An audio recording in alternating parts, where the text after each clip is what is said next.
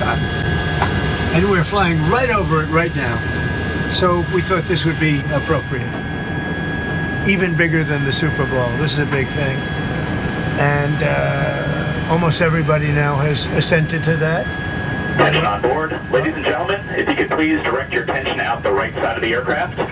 Air Force One is currently in international waters for the first time in history, flying over the recently renamed Gulf of America.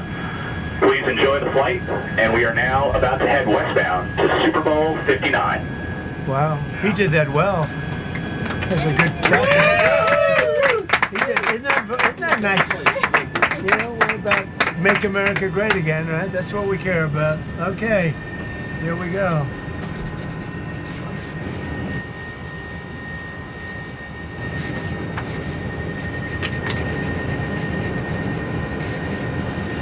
So this is a famous pen now, and we'll put it with something.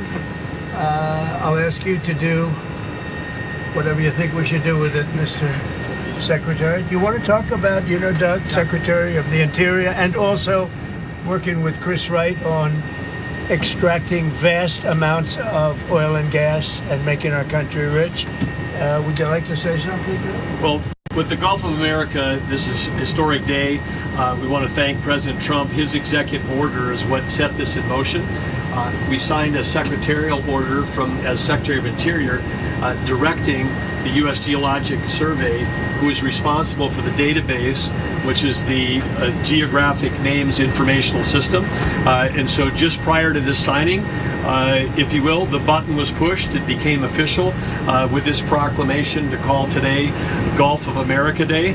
But now it's going out. As we're sitting here right now, our team is calling all the map providers, so Google Maps, Apple Maps, all the map people. That change will take effect this afternoon to Gulf of America. So again, fantastic. Thank you, President Trump, for setting this all in motion with your executive order. It's an exciting, fun day, and great to do this as we're flying over the Gulf of America. We thought it would be very appropriate. Catherine, thank you very much for being here. So happy. Been a very important part of his life. And who knows what would have happened to him without you. It might not have been good. Here you go. Okay. Have you talked to Mexico about this? Actually, interestingly, I've never spoken to him about it. It was our call, and I have not spoken to him about. I've spoken to him about many other things, but I haven't really talked to him about this. They have never brought it up. I'm a little surprised at that, but they've never brought it up. Sir, can you tell us about your conversation with Vladimir Putin? I don't want to do that now. We're trying to end that war. It's a war that would have never happened if I were president. It would have never happened. But we're making progress, but I can't tell you. You suffered a couple of court losses, Mr. President, and J.D. Vance said judges aren't allowed to control the executive power. What's your take on that? Well, we're going to see what happens. We have a long way to go, and we're talking about fraud, waste, abuse. And when a president can't look for fraud and waste and abuse, we don't have a country anymore. So we're very disappointed with the judges that would make such a ruling. But we have a long way to go. We have to find all of the fraud that's going on. We have tremendous fraud, tremendous waste, and tremendous abuse, and theft, by the way. And the day you're not allowed to look for theft and fraud, etc., then we don't have much of a country. So no judge should frankly be allowed to make that kind of a decision. It's a disgrace. Mr. President, a few years ago, Gulf of America, Canada, Greenland, Gaza, all these are very muscular foreign policy. How does this align with America First? Because it makes us bigger, stronger, and better, and more protective. We need Greenland because of national security, international security, world peace. And we'll have to do that. Canada, we'll see what happens with Canada, but the people of Canada would be paying less than half of the tax.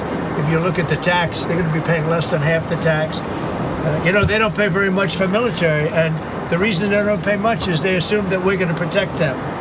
That's not an assumption they can make, because why are we protecting another country? Now, I love the people of Canada. We have a great relationship. But if they became our 51st state, it would be the greatest thing they could ever do. It would be unbelievable. It would be a cherished state. And think of how beautiful that country would be without that artificial line running right through it. Somebody drew it many years ago with a ruler, just a line.